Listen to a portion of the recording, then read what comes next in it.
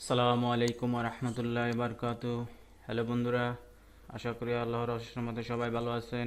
আমি আপনাদের জন্য আরেকটি ছোট্ট ভিডিও নিয়ে আজকে উপস্থিত হয়েছি।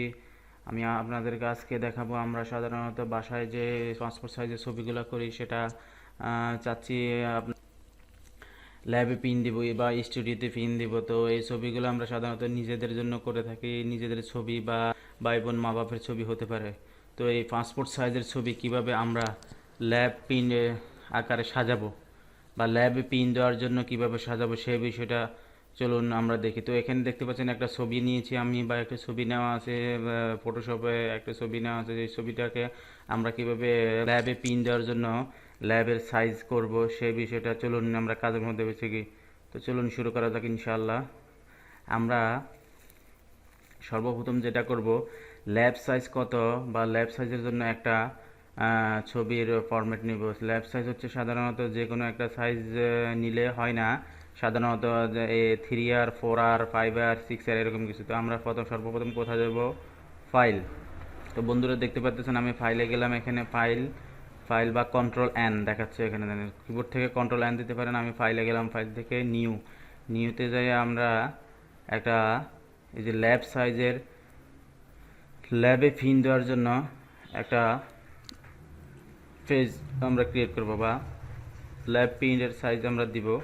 আমরা আজকে 3R দিয়ে শুরু করি, 3.5 আর হচ্ছে 5। ওকে, আমরা এখন ক্রিয়েট দিলাম।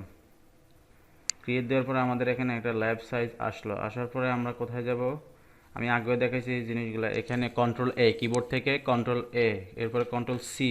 কন্ট্রোল এ মানে অল সিলেক্ট, কন্ট্রোল সি মানে কপি, এরপর রিগুলার ভি। ওকে, এখন এটাকে উপরে নেন, উপরে নিয়ে কিবোর্ড থেকে শিফট ধরে আপনারা সাজাতে পারেন। আমি এই বিষয়টা হচ্ছে কিবোর্ডের অ্যারো বাটন চেপে আমরা ডানে বামে সোজা করতে পারি। জাস্ট এটাকে টেনে আপনি এদিকে এনে দেন, মাঝখানে একটা গ্যাপ করেন। ওকে, পাসপোর্ট সাইজ। এখন এই দুইটা ছবিকে কিবোর্ড থেকে শিফট ধরে কন্ট্রোল ই দিলে মার্জ হয়ে যাবে, দুইটা একটা লেয়ার হয়ে যাবে। একটা লেয়ার হয়ে গেলে এই দুইটাকে উপর থেকে নিচে টেনে জাস্ট, ওকে, একদম সিম্পল, একদম সিম্পল। এটা হচ্ছে ল্যাবের জন্য, ল্যাবে পিন দেওয়ার জন্য হয়ে গেল। এখন আমরা উপরে যেহেতু জায়গা কম, আমরা একটু নিচে নামাই দিই। সেম এটাও একটু নিচে নামাই দিতে পারেন।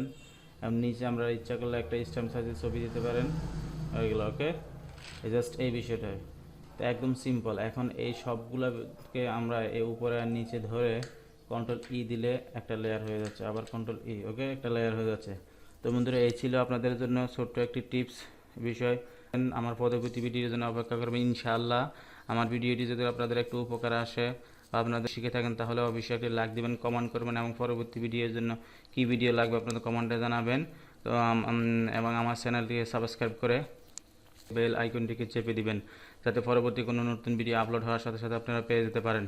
তো ভালো থাকবেন। আসসালামু আলাইকুম রহমতুল্লাহ।